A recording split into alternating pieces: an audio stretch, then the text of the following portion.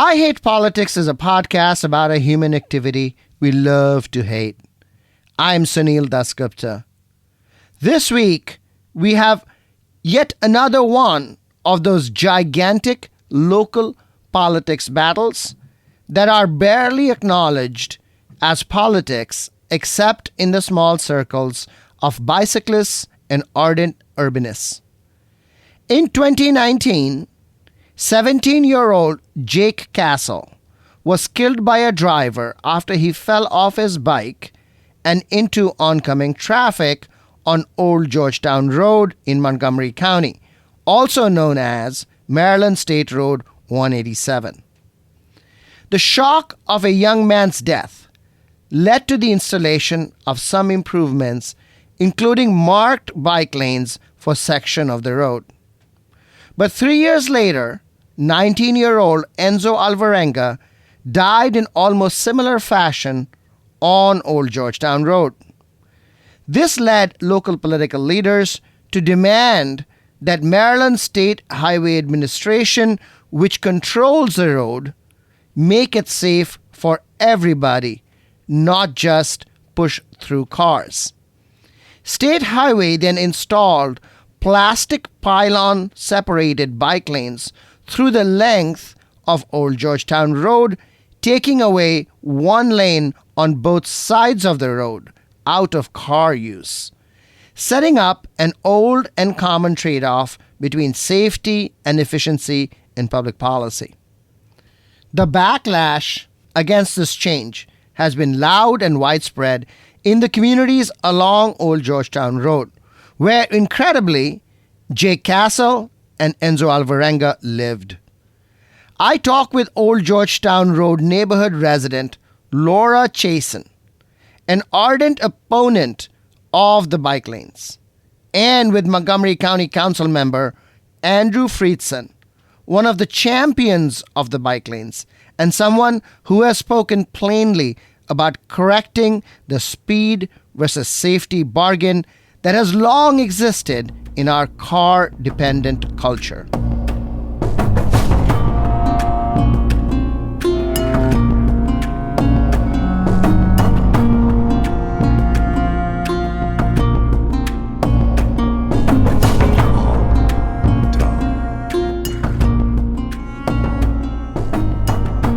I Hate Politics is a podcast about our neighborhoods, workplaces, schools and streets, and our local governments as they function in diverse and democratic societies.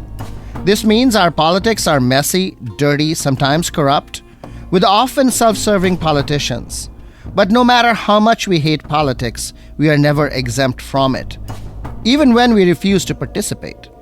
In fact, the purpose of politics is to keep society moving precisely when we don't agree with each other, like now. Music for this episode comes from Shanika Freeman, a UMBC student and current I Hate Politics intern. Freeman is a Baltimore resident and composes new age electronic music in her free time. You can find her music on her Bandcamp channel.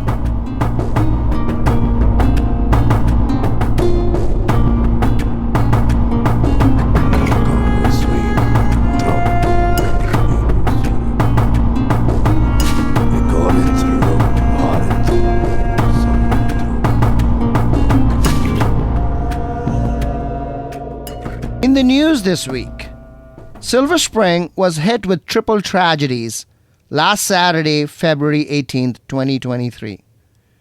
There was a fire in a large apartment building which killed 26-year-old Melanie Diaz. 19-year-old Justice Tizian Elliott was shot and killed in a metro bus. And the Proud Boys came to town to disrupt the drag queen story hour at a local business, Loyalty Bookstore, only to be met with a parasol patrol, the local LGBT rights group. It's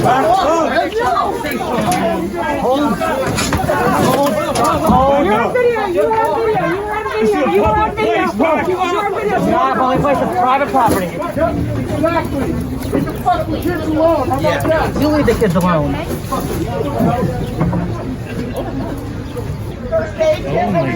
First aid kit. You doing all right? Yeah. The Parasol Patrol usually plays Disney songs to drown out Drag Queen Story Hour protesters.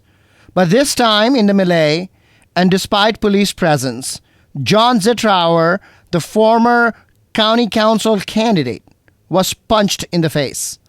Unclear at this point if Montgomery County Police is pursuing charges. These incidents have different roots, but they are often taken together, leaving us with a foreboding sense that Silver Spring and many other urban and urbanizing locations across the country are embattled. Melanie Diaz apparently died as she tried to rescue her pets. The building she lived in is old and is not required to have sprinklers until 2033. All new apartment buildings must have sprinklers according to the law. This raises the question of whether we should demand retrofitting of old buildings sooner, knowing full well that the cost of doing so would be passed on and would increase rents in an already unaffordable rental market. The balance between risk and regulation is something we will talk about at length in this episode. Justice Tizian Elliott died after a verbal altercation on the bus. The shooter fled. The police is investigating. There has been public concern about rising crime. Police and law enforcement and authorities generally are baffled. They offer several, often competing hypotheses. COVID, lack of respect for the police, inflow of guns, lack of jobs for the youth. It is easiest to say that all of those reasons are at play. But saying so also means that efforts to deal with the problem remain unfocused. The Proud Boys trying to stop the Drag Queen Story Hour have their roots in the country's culture wars, white supremacy, male machismo, and Trumpism. Do all of these add up to a precipice? I am not sure. Every moment in history is overwrought in the moment. We are still down in historic numbers on crime. We have made incredible progress on LGBTQ rights over the last 2 decades. Building codes have improved fire safety unimaginably. Maybe looking at these incidents separately is the most reassuring thing we can do. In better news, Maryland and Montgomery County and the University System of Maryland leaders gathered recently to announce a health computing center which is going to be located at White Flint. The universities at Shady Grove got $500,000 from Google to help transfer or fluid students, as they are calling them now. The term reflects the in-and-out nature of higher education for those working, managing families, or simply making a late entry. You will hear more about road diets in the interviews. Road diet is a fancy way of saying slowing down traffic. Currently, several road diet studies and projects are underway. The old Georgetown Road has lost 2 car lanes to bike and pedestrians. That is also a buffer against falling into traffic.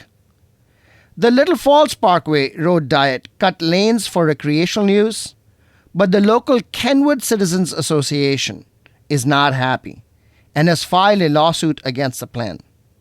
There is another road diet study going on in Tuckerman Lane, not too far away from Old Georgetown Road.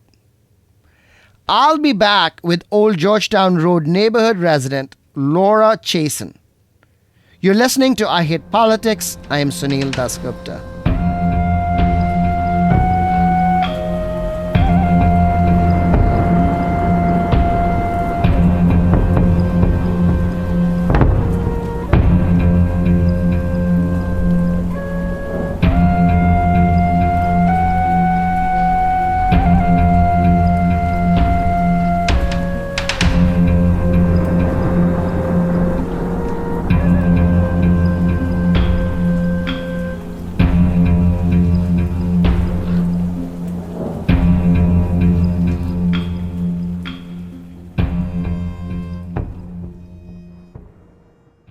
Laura Chasen, welcome to I Hate Politics. Thank you. Not long ago, the State Highway Administration installed bike lanes on Old Georgetown Road in response to the deaths of 2 teenage bicyclists and other near fatal collisions. You wrote a letter to the new Maryland Governor, Wes Moore, objecting to these bike lanes. What is your argument? It's very disruptive to the whole community. The road got quite congested as it was in rush hour, but it was tolerable. The idea that they're expanding housing in this area and chopping a whole third, actually more than a third, off of this major roadway just really makes no sense. And let me give you a little bit of jargon here. This chopping up of roads is called a road diet. And just so that people know what's being referred to, they'll be seeing that more and more because this is being done all over the county, on state roads and on county roads. Then they say that the purpose of the road diet is calming traffic, by which they mean getting you to go so slow that the drivers are really not going to be calmed by this. It's extremely frustrating. But the cars are, quote unquote, calmed by forcing them to go much slower than they actually can on those roadways with safety. Is it your contention that if cars go faster, that they will be safer? Well, it depends on the road, of course. I mean, road engineers are supposed to build roads for certain speeds. And I personally I've lived here over 30 years, right off of Old Georgetown Road. I've never noticed speeding on Old Georgetown Road. Now, a lot of people will say, oh, that's nuts. We see a lot of it. I'm sure they do. It's not as though there has been just one after another speeding crashes on there. In fact, when I looked into this, most of the crashes were concentrated in the areas around the ramps from 2 major interstates that intersect Old Georgetown, I-270 and 495. They made those particular intersections with the way they set up these bike lanes much more confusing. And there have already been more accidents on them since the bike lanes were installed. So what I'm going to say is, look, if you want to have 0 fatalities from speed, set the speed limit everywhere to 5 miles an hour. Otherwise, make an appropriate speed limit and enforce it. But nobody is asking for 5 miles an hour. But they're setting up the conditions where, look, people are reporting. I fortunately do not have to travel during rush hour on Old Georgetown. People who do are reporting they miss several cycles of light changes at key intersections. You know what it's like to sit behind a light. Look, here's the point. Old Georgetown Road it's not some country road. It's not a residential road. It's a major commercial thoroughfare connecting Bethesda and North Bethesda. It has the intersection of 2 major interstates feeding right into it. So it's not really a road where anyone ever was cycling for recreation. That's why you never see cyclists there. We do see them in other areas like around. Enzo Alvarenga and Jake Castle, the teenagers who died, they were biking on it. They were. And let me just point something out. The drivers who hit them were not found at fault. These were horrible tragedies. The cars that hit them could have been going 20 miles an hour. They could have been going 40 miles an hour. You fall directly in front of a car, you're in trouble. So I don't see that was a speeding issue. And it's not a speeding issue. It's an issue about having a buffer where they are biking so that if they fall, they don't fall in front of a car. I looked into the literature a little bit on bike lanes and what problems there can be. And this is the first thing that I saw on Old Georgetown Road to be a problem. It's something called the right hook crash, which is when you have a bike lane set off to the right of a traffic lane, cars that have to turn right, and on Old Georgetown Road, there are intersections all over the place, and major ones, not even just with the interstates, but with Democracy Boulevard and Tuckerman and major intersections. The cars that want to turn right have to cross over a bike lane. Now, they're finding that roads where they have that kind of structure, in other words, where the bike lane isn't going through the middle of the road and so forth, that this is the biggest danger. In fact, the State Highway Administration, the same people who did this to Old Georgetown Road, did it last year, 1 or 2 years ago, to University Boulevard, the exact same thing. Like, they determined, they removed it. They determined it was a mistake. They gave 3 reasons. The first reason they gave was the dangerous right turn situation it set up. And now they've set that same situation up all over Old Georgetown Road. Now, the only thing that's going to save all of us from having a lot of tragedies there is that bikers aren't using it anyway. You are going to have vehicles and bikes turn right. So, I mean, I'm not sure you are getting rid of the right turn problem. First of all, I really have to stress that these bike lanes are not being used. I think I can demonstrate. But it takes time. No, it doesn't take time, because here's why. We've traveled for several years on Darnestown Road. Never see a bike on it. Never. And that's a lovely street. It doesn't have the same issues as Old Georgetown. You have long stretches without any turns. There's visibility down the whole street. It's lovely for bikes. You never see them. We're not going to see even if the number of bikes doubled, it would still be infinitesimal. I have looked at Google Maps in the morning at rush hour for Old Georgetown following the controversy. It's moving traffic as far as I can tell based on Google Maps. I don't actually have to take it in rush hour, so I don't. But people are reporting, and I'm getting this mainly off of Nextdoor, where people are simply reporting their experiences. Well, do you think that Nextdoor reporting is dependable?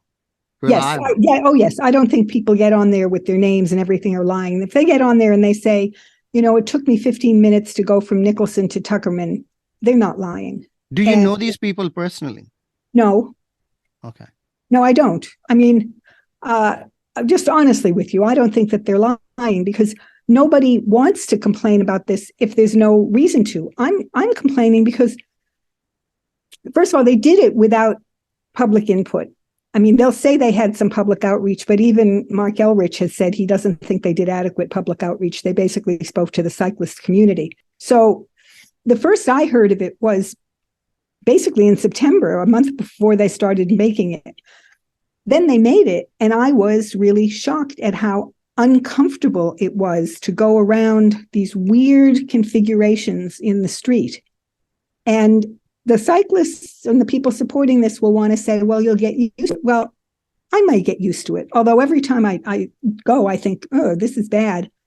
The people coming off the interstates, a lot of them are not doing it every day. They're people coming to see their doctors once every 6 months.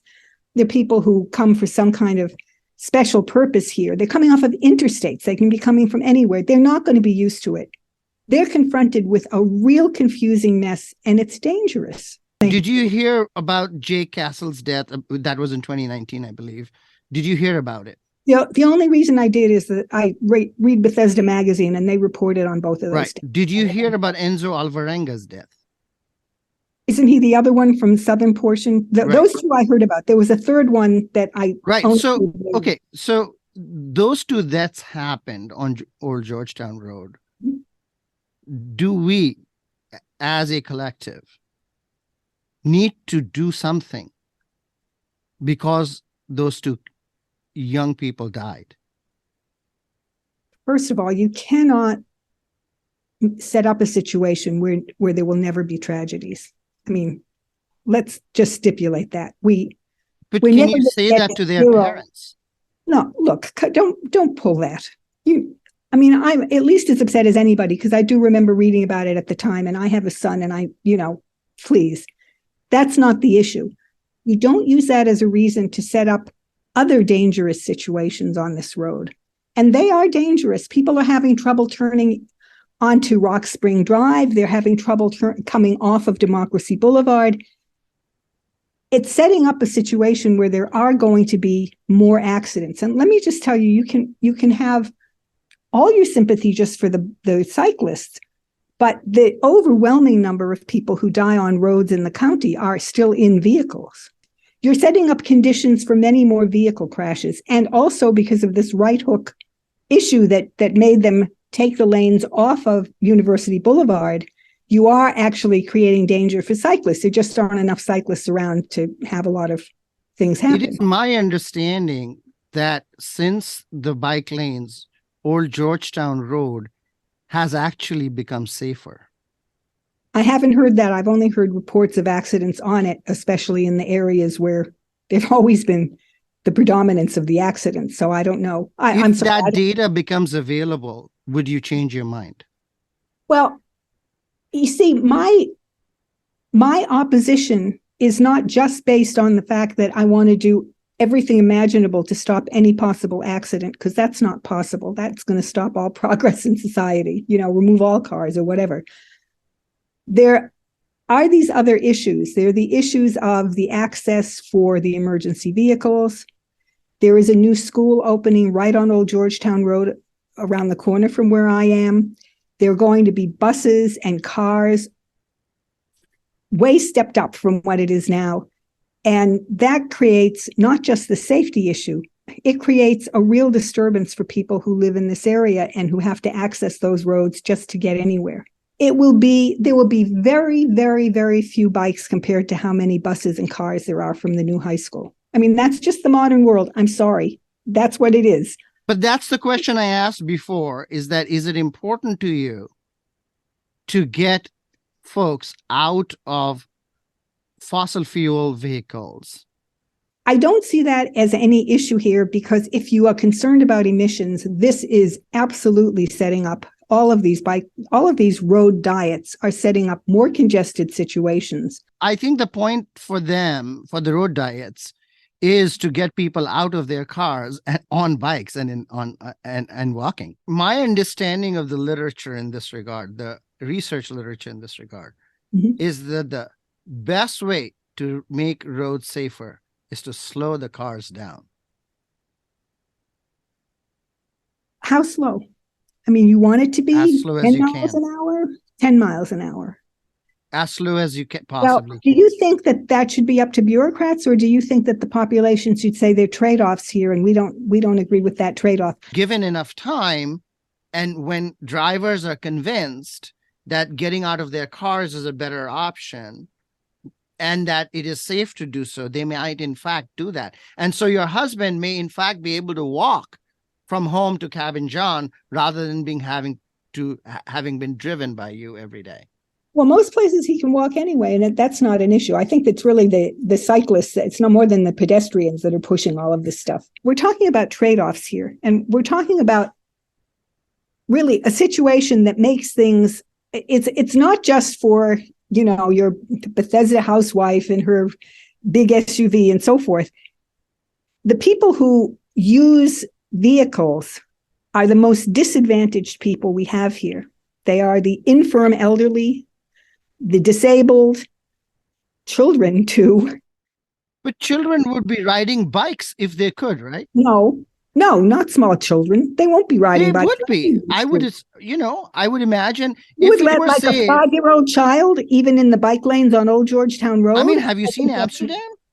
I think that's nuts. But anyway, the point is, these other people are the ones who depend on the buses, which now have a much tougher time on Old Georgetown Road because they have to weave into the bike lane to let people off at the curb.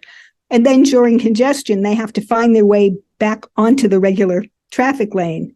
And it's a mess. So it's less pleasant for the people who have to take public transportation. It's less pleasant to everybody else who has to go by vehicle because they're incapable of doing it any other way. And it's less good for poorer people. Look, the less affluent parts of the county have a lot of people who have to come here because of Suburban Hospital and the whole doctors arrayed around Old Georgetown Road. It's a very big medical center. They come off the interstates. They're not used to what they see. We're getting all kinds of reports of people coming off the interstates and getting very confused about what they're supposed to do. Laura Chasen, thank you very much for your time. I don't think we settled it, but thank you.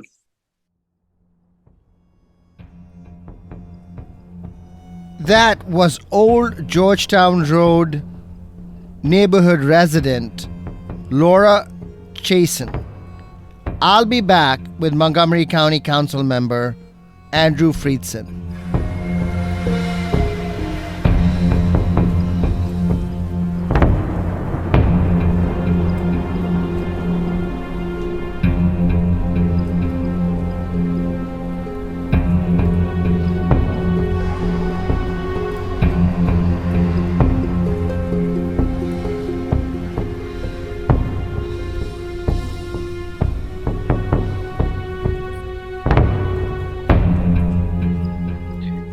Andrew Friedson, welcome back to I Hate Politics.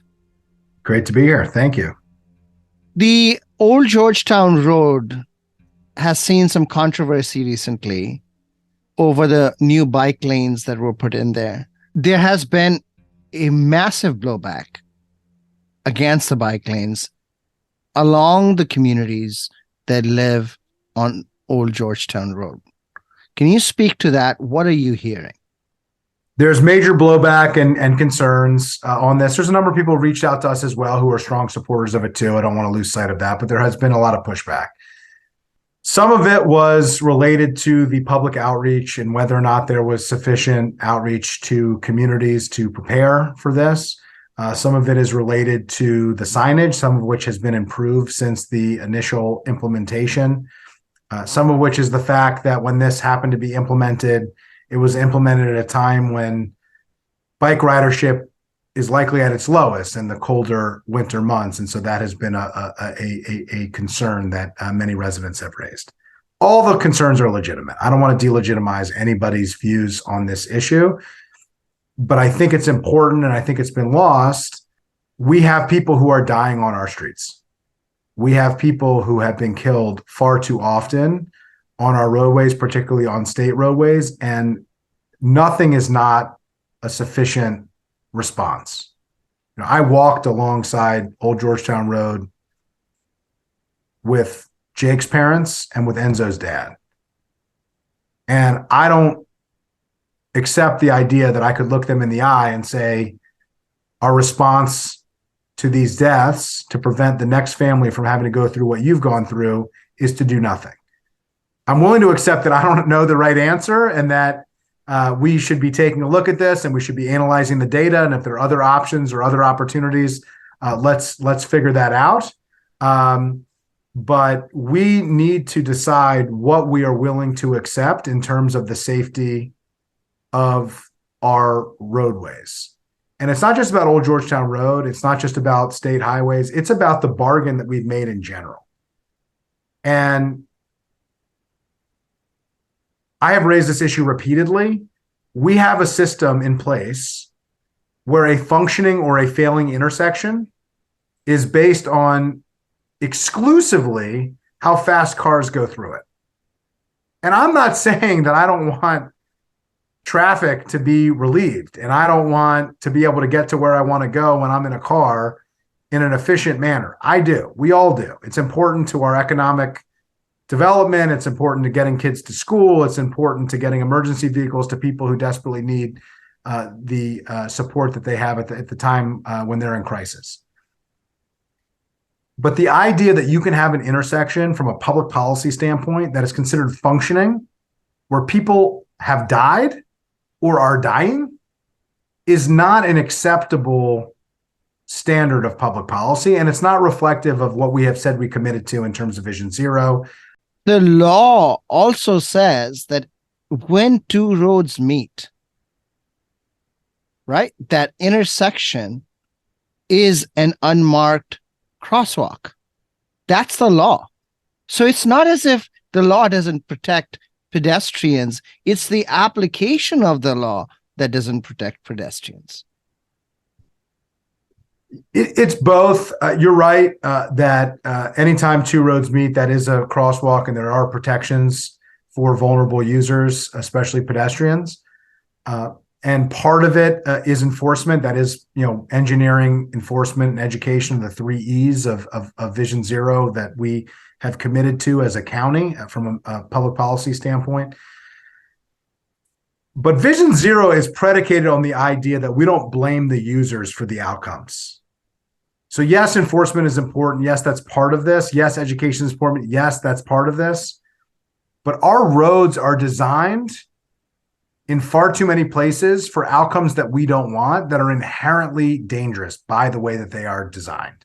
And that's the primary problem here, is that we create these problems.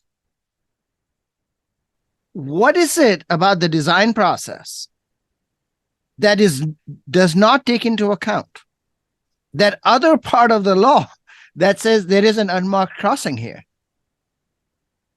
That's a good question. I mean, some of the infrastructure was built over the last 100 years where we didn't focus on safety at all. Some of it was built at a time when the county looked a lot different than what it looks right now, not just in terms of demographics, but in terms of land use, in terms of the type of communities that we have. We are no longer a rural and a little bit suburban community like we were, pre-World War II and post-World War II.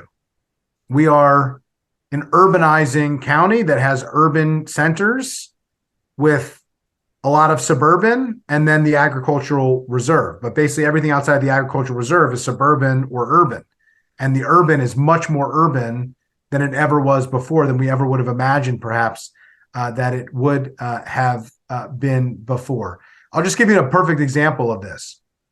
A channelized right turn. So a channelized right turn is the idea that instead of coming to a T intersection, you have an intersection where the right turn lane doesn't have to yield, doesn't slow down, and goes straight through until it yields into the oncoming traffic onto the roadway that it's turning onto, that's making a right turn. Sure, slip lanes. Yeah, slip lanes, another way to describe it, another way that it's described. Well, what does that mean? What does the slip lane mean? It means that we are literally at the point of conflict where a car is most likely actually intended to come into direct contact with a vulnerable user, likely a pedestrian, that we are encouraging them to maintain their rate of speed. Where any rational person would say, when you are coming to a point of conflict, you should slow down. I've read a lot of the comments against the bike lanes on Old Georgetown Road. And one of the key things they have to say is that the trade-off that you just talked about, right? That you slow it down somewhat, a little bit, in order to get these other benefits. It seems that those people do not want to make that trade-off. They don't accept that trade-off. And the fundamental problem is that understanding that there is no reason to slow down traffic. Well, I've had a lot of conversations with people, and I do think once there is an understanding and a recognition of the fatalities, of the deaths of 2 teenagers. Do you think they don't know? I mean, some is don't. This an education problem? Some of it is, yes. I think that changes the tune to a certain extent because at the very least, it doesn't seem completely arbitrary. You had these community walks, so it's not as if they didn't know. Well, there was an outreach. So maybe speak to the quality of the outreach, if that's what you're talking about. Well, I wish I could say that everybody shows up to community meetings with State Highway or with the county council or with the state delegation. But I don't think everybody doesn't show up for anything. I think that they were well attended, certainly, but they didn't include everybody. And I think that's part of the ongoing challenge that we're always going to face. But everybody is never involved in any kind of decision making. I understand that. But listen, this is part of the conversation that we need to be having. So insofar as we are now going to have a conversation about what is the cost and benefit and sacrifice that we are willing to make with road design and road engineering decisions, I think is an important conversation for us to have. And there is a balance that we need to strike. We do need to decide what we're willing to accept in terms of safety versus efficiency. I think many would suggest, and the numbers reflect, the fact that this balance has been out of whack for too long, and it has led us to make certain decisions that perhaps weren't irrational, but are a bad bargain. When we did this community walk, the second one, at one point, a woman who was walking in the group that I was with, she tripped.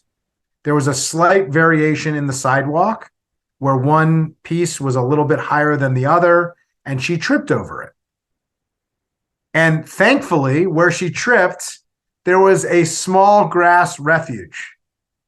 And I helped her up, And at that point, I noted to everybody that if we were 75, 100 yards away, maybe less, and I pointed to it, she would have been dumped in the street. She would have fallen in the street, and she could have met the same fate, and perhaps quite likely might have met the same fate that Jake did, that Enzo did, and that far too many people have. I feel like we have this conversation about every piece of road, right? There were the bike lanes and University Boulevard that had exactly the same kind of pushback. Obviously, Old Georgetown Road, but there seems to be an idea. I mean, how do you really break through and on a broader basis? It's not just Old Georgetown Road. It's not just University Boulevard. I live near or Georgia Avenue, and it's crazy how many people have died on Georgia Avenue crammed across the street. I mean, it's just insanity that happened. So how do we make a change in terms of safety, in favor of safety, against efficiency, and make that palatable or acceptable? Well, I think cultural change takes time. I do think that education is needed. But I agree. Education and culture, these are slow changing things. And by the time we change them, a bunch more people have died. Well, I share the concern. I think, it's 100 years of infrastructure that's been built and 100 years of culture around roads and cars and the type of communities that we built and how we build them that is going to take more than a short period of time to address and to fix. There has been a lot of pushback to State Highway Administration, and I'm sure there are things that they did that weren't perfect, that there was outreach that could have been better, that there is signage and implementation that could have been improved. And I accept that. And I agree to a certain extent about that. But I am unwilling to beat up on a public agency that was trying to respond to the deaths of residents. I'm not saying that it shouldn't be looked at, that we shouldn't analyze it and determine whether or not it has done what they had, intended and expected. But I think that's part of it too. We have to be willing to make changes and to adjust and adapt those changes and be more iterative in the way that we address problems. You mentioned something called context-driven guidelines. Can you explain that? Yeah, so we have been advocating for many years. This started many years ago, and I have been advocating for it personally. The county's been advocating for it broadly. But we have long had a concern that US 50 is a state highway. Georgia Avenue is a state highway. 355 is a state highway. Old Georgetown Road is a state highway. There is no difference from the state's view of these state highways. But in fact, all of us know that there is a huge difference of Georgia Avenue in downtown Silver Spring, or Wisconsin Avenue in downtown Bethesda, or Georgia Avenue in downtown Wheaton versus Route 50 heading on the Eastern Shore, going through farms. You are not likely to be crossing the street to go to the dry cleaners or to drop your kid off at school on US 50. You are quite likely to be crossing the street to catch the bus or to go to school or to go to work or to drop your dry cleaning off or stop at a coffee shop or various other elements across the state highway in Wheaton or in Bethesda or in Silver Spring. And so we need the context of a roadway to determine the engineering standards for that roadway. And that had not been the case for forever. And finally, recently, the State Highway Administration has adopted guidelines to allow that to happen, where there are basically 5 different types of contexts in which a state highway could be: rural, suburban, urban, and then there's actually 2 intermediate in between those as well. That means that we can make engineering changes, and there will be context given to the type of density in particular areas, the type of use in particular areas. That was not the case previously. Why that matters? When we advocate for certain safety measures, traffic calming measures, engineering changes, it's all based on a standard that they have to follow. And that standard is based on the federal standard, which is called the MUTCD, the Manual for Uniform Traffic Control Devices. And then it gets layered at the state level, and then we follow it more or less at the county level. We need to layer on top of that standard an appreciation and understanding that the context of where a roadway is, who is using that roadway, what type of community where that roadway is located matters. Do you think the MUTCD requires change? Yes, I've actually testified. I've sent public testimony to the federal regulators on the MUTCD specifically. There are lots of problems with the MUTCD. What kind of change do you want? Well, the main concern that I have with the MUTCD, and everything really falls under this, is that it is more reactionary than proactive. And one of the standards in the MUTCD is it allows for you to respond after a death. After a fatality, you can make additional changes. The idea that we would have an engineering standard, the Bible as it's called, the engineer's Bible, that would be predicated on the idea that you can respond to a crisis, to a fatality, as opposed to engineering standards that are intended to prevent a fatality, is absurd. Well, absurd, but we have had enough fatalities. It's not like we haven't had them. The problem is that even after fatalities, nothing is done, right? Or after fatalities, something is done, and then there's this public pushback. I mean, that's the issue. Absolutely, you're right. I mean, I can Tuckerman Lane, another controversial project, a road diet is being proposed there. That's the site where a 5-year-old was struck. Nothing happened. The 5-year-old fortunately wasn't killed, but nothing happened there. A few years later, Jennifer Demaro, 31-year-old woman who lived close by, she was struck and killed. A few years after that, Eric Grossi, who worked with me in my office, who was a senior fellow in my office at the county council, was a extremely active member of the Pike District community, was a professor at Montgomery College, in fact, as an adjunct professor, and loved teaching and was beloved by those who he taught. He was struck and killed. A perfect example to your point. We have, Veers Mill is another example. Georgia Avenue has a number of examples. I could go on and on with particular intersections. I just mentioned not far from each other along Old Georgetown Road, the multiple examples of it. We had a husband and a wife who were both killed crossing the same street. That's right, Georgia Avenue. And a wife. I mean, the level of devastation to the family that we are talking about is just unimaginable.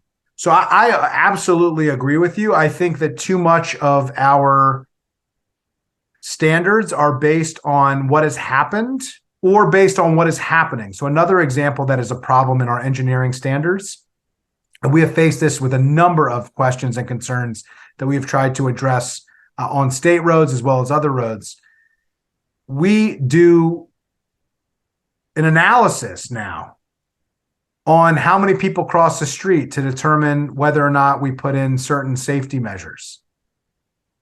Well, think about that standard. A pedestrian is held to a standard that we are going to determine how many pedestrians cross in a certain area to decide whether or not we should provide certain levels of protection for those pedestrians. Could you imagine if we did that in other contexts? Could you imagine if when we were deciding whether or not to build a Chesapeake Bay bridge, we said, you know what, let's do an analysis. Let's see how many people are swimming across the Chesapeake Bay from the western shore of Maryland to the eastern shore, or how many people are driving their car into the water And if there's enough people who are doing that, we're going to build a bridge to help them.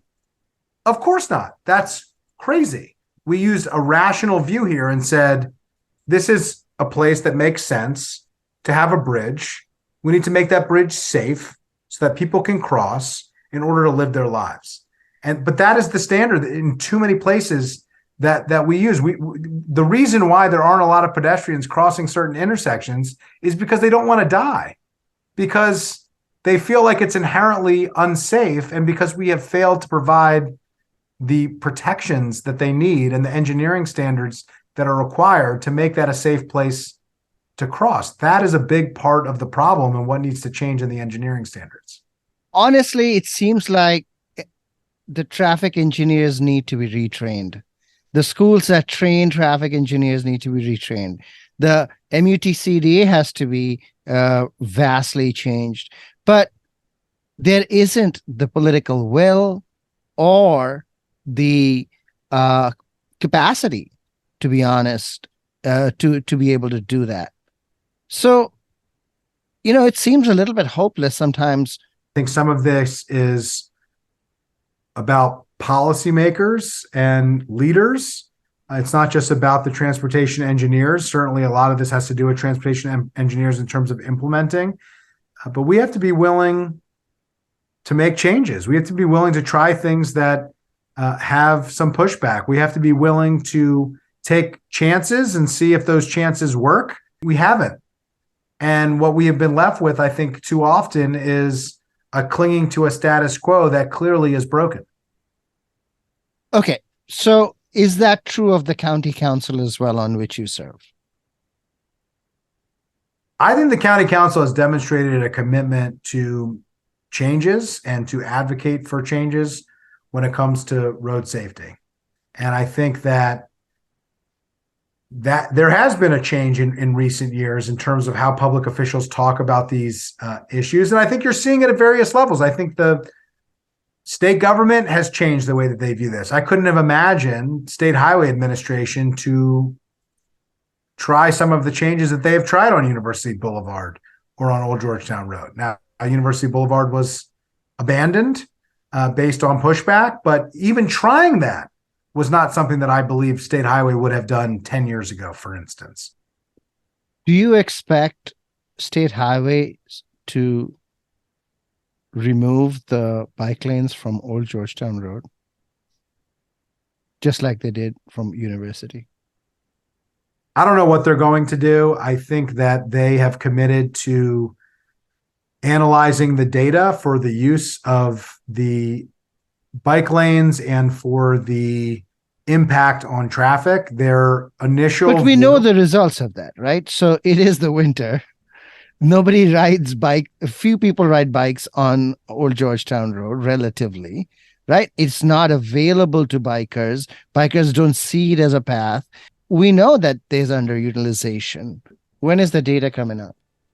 It's coming out in the spring, so in the next couple of months. It was going to be not until the summer or beyond. It's now going to be in the next couple of months. So, we're going to have that information. That's going to be part of the conversation, and then State Highway is going to determine how to proceed. I think the response from the community will matter to them, it seems.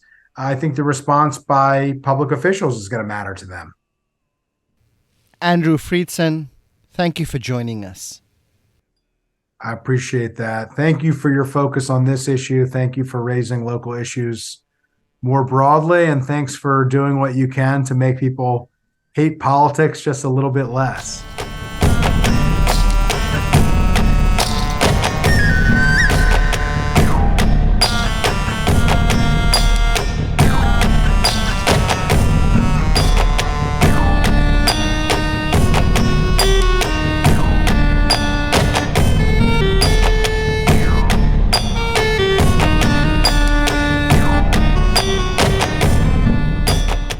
You are listening to IHP Politics. I'm Sunil Dasgupta. What lessons can we draw from my conversations with Montgomery County Council member Andrew Friedson and Old Georgetown Road neighborhood resident Laura Chasen? First, car-dependent people don't like roadway reallocated to bikes and pedestrians. The efficiency safety bargain, as Andrew Friedson points out, has favored car riders for 100 years of car culture. Bringing about that change requires moving those who are currently car dependent and see any change as fundamentally anti-democratic. Second, there is a design problem when we add ad hoc bike lanes. Buses now have to pick up and drop off people with limited mobility away from the curb. A full redesign of a road could bring the bus lane closer to the point where people can get on and off safely, and might very well only be possible if more people left their cars and bus traffic grew to the point where a bus lane became feasible.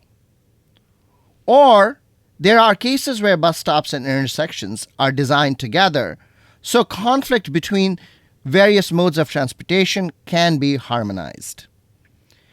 If you've ever seen drone photography of Amsterdam traffic, which, mind you, was no different from Old Georgetown Road as late as the mid-1970s, you will see what traffic harmonization means. Third, and this is perhaps my most important takeaway, a central complaint about government policy from those who disagree with it is that government officials did not listen to the people. A smoke-filled backroom where powerful men make decisions is our stereotypical image of political decision-making, never mind that there is no government building where smoking is permitted anymore. The image persists. The truth is different. At least for local politics, the majority of us don't participate. Primary elections, which decide on most of our political offices, have low turnout. Laura Chasin, who has lived in Old Georgetown Road area for 30 years, told me that she has not become involved in local politics in any way up until the bike lanes were installed. Truth be told, we don't even consume much local news, leading to a precipitous decline in local news coverage. Instead, we thirst for news from afar, from places and events not easily accessible to us. But what happens in county government offices in Rockville, we don't care about as much, counterintuitively, because it is theoretically accessible. Ironically, of the people who take an interest in county politics, the relatively wealthier residents of Old Georgetown Road neighborhoods are probably overrepresented when compared with the poorer East County neighborhoods. While Old Georgetown Road gets all this attention, Georgia Avenue in East County continues to be a death trap. State highway officials show up at walks and memorials for the dead, but there is no plan to truly redesign this fatal road. Instead, the current county and state plan includes a diverging diamond at the intersection of Georgia and I-495, the Capital Beltway, which is likely to make pedestrian and bicyclist safety worse. Similarly, there's a plan to build an interchange at Georgia and Norbeck, even though the interchange at Georgia and Randolph Road has remained deadly after all the changes. As I like to say to my students, if you hate politics, politics will hate you back and leave you behind. That's all for this episode. You've been listening to I Hate Politics. I am Sunil Dasgupta. Music for this episode comes from UMBC student and current I Hate Politics intern Shanika Freeman. Freeman is a Baltimore resident and composes new age electronic music in her free time. You can find her music at her Bandcamp channel. If you want to share your music on the show or know someone else who might want to, please sign up for updates at our website, ihppod.org. Email us at ihppod@gmail.com or reach us on Twitter at ihppod. I hope you'll subscribe and share the podcast as we bring you stories about politics close to you and to your home. See you next time.